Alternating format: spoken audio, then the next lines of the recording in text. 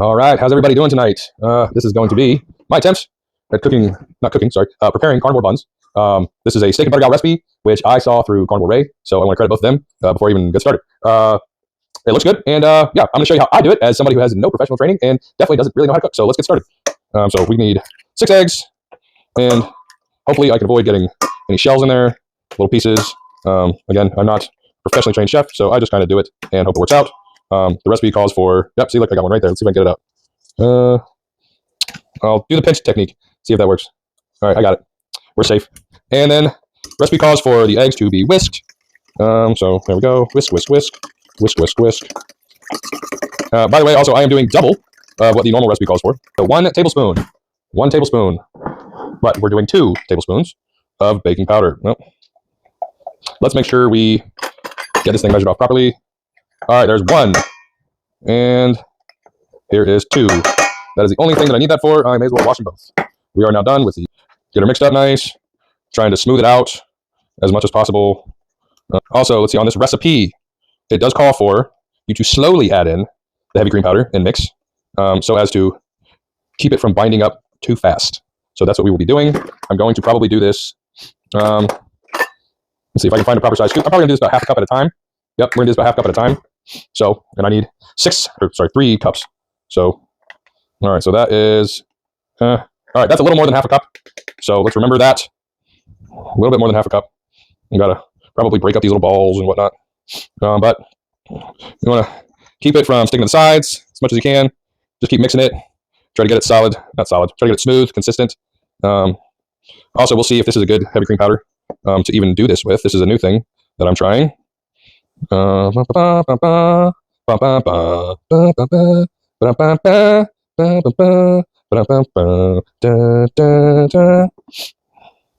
right, that's looking fairly good. So 1, 5 to go. Well, depending on how much extra in the corner. Okay, so that's a good 2 scoop. All right. Try to make sure we get all the sides scraped down. Looking good, looking good. This is definitely a heck of an arm workout. Excuse me. Yeah, if you're not used to stirring stuff or mixing stuff up, you're gonna feel the burn on this one. All right. Find those clumps if you're having issues with clumps. Excuse me again.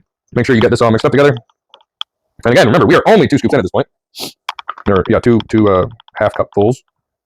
Come on. All right. Well, after the extra that we went in on the first cup, that's probably good. A good 3rd cup, that is, or 1.5 cups at this point. But we're definitely starting to get closer to the texture that we want. By the way, I haven't already stated this, but the oven the toaster oven is already preheating at 320 degrees. So that will be ready when this is done. And we might even have to bust out the hand mixer once we're like really good there.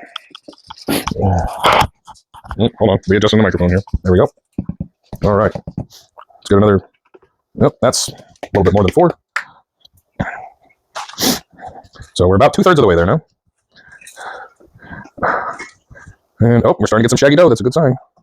If you're ever making dough, there's definitely a shaggy phase that you're going to find. It lets you know you're getting close. But we still have probably about a whole other cup that we need to add. Still got some balls and chunks in there that need to get broken up. All right, let's get the next half cup going. All right, there's a pretty good 5. All right, let's see what kind of consistency we get to with this, see if we really need to add a whole other half a scoop or not. All right. All right, this is when you might have to start changing up the angle here, how you hold this thing. It's really burning the arms. Whew. All right, and I like to just do this quick little rotate thing with my hand just to get around the sides. Really good. All right, whew, one more. And we've been a little heavy-handed, so let's call that the last one. All right. Let's just try to get this mixed up and smooth. And we might even just try to do this by hand and see how that works out. And, if it's a flop, it's a flop. Lesson learned. We'll do better next time. But I am actually really hungry. I haven't eaten anything since this morning, and that was just a steak and some bacon. And I haven't had anything since then but just water and my Element electrolytes. So I am ready to eat, and it is probably about almost 10 o'clock now, I would say. 9:30, 10 o'clock, somewhere around there. Woo! Handbrakes. Shake it out, guys. All right. All right. I'm going to finish this up here in a second. And then we will get our tray and cover it with parchment paper and make us some dough balls. And hope for the best. All right. Woo! That's nice and hot because it's been sitting on top of the toaster oven. Let's get our parchment paper. I might even have to cut this. I'm not sure because we haven't really messed around with the parchment paper too much in this toaster oven. We got the Ninja Flip, by the way. We highly recommend. And actually, we're going to have another experiment. Does it come out better if it's doubled over or if it's singled over? Now, here's the fun part of the recipe. It says, get your hands wet and roll these into a ball. So here we go. We're going to get our hands wet. We're going to try scooping and rolling this into a ball and see how that goes. That seems very thin, but it is what it is, and we're going to find it out. All right, there's one. It also says don't flatten anything out. Just let it go. It'll do its magic on its own. All right. So that's two. I think I can get away with four here. I think I have enough. All right. Yep, I actually have quite a bit left in here. So let's finish filling that guy up. Fill that guy up. Bring over here. All right, I got a little bit more in here. I hope I didn't screw anything up because it doesn't look as good as it does in the videos. But sometimes the appearances can be deceiving.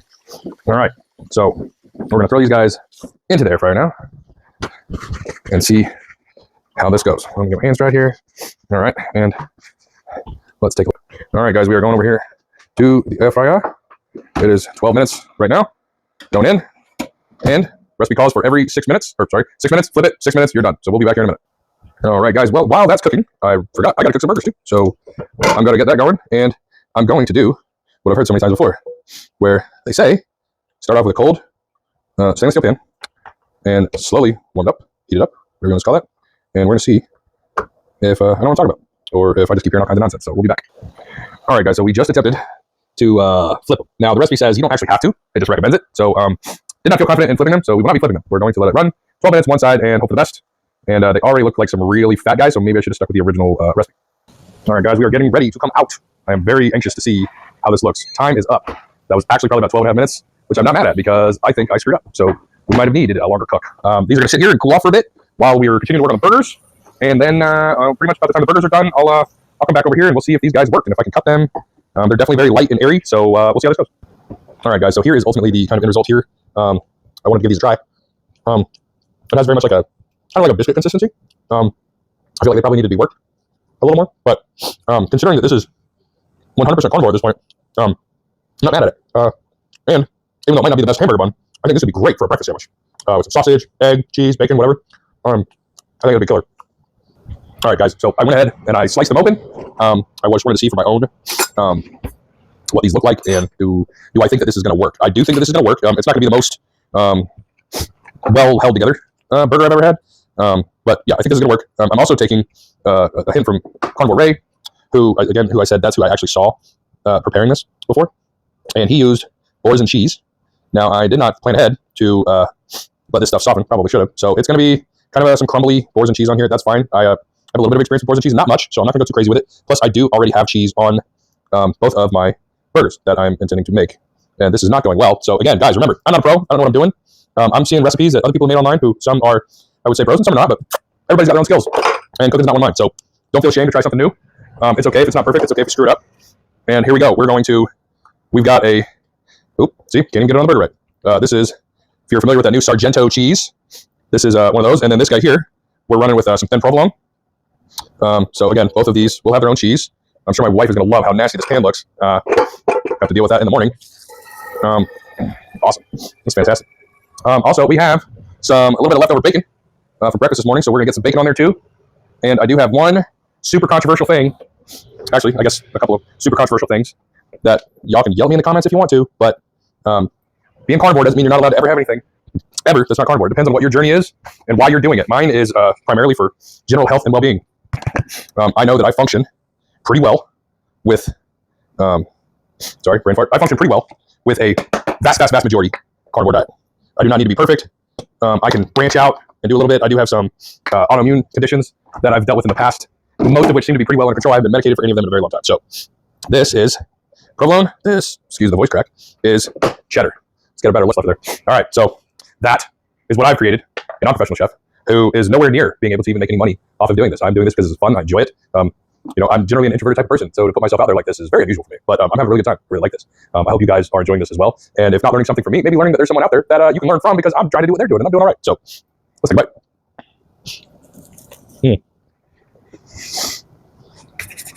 That is really good. So, controversial thing that I said I was going to do, because it's totally not in the carnivore lifestyle. I'm going to put some shredded iceberg lettuce on there. I'm one of those people that I want some kind of crunch or something pretty much on everything I eat. This bacon is from this morning, so it's actually good and crispy because it's been out just chilling all day. But I want more, so let's do this again with the lettuce.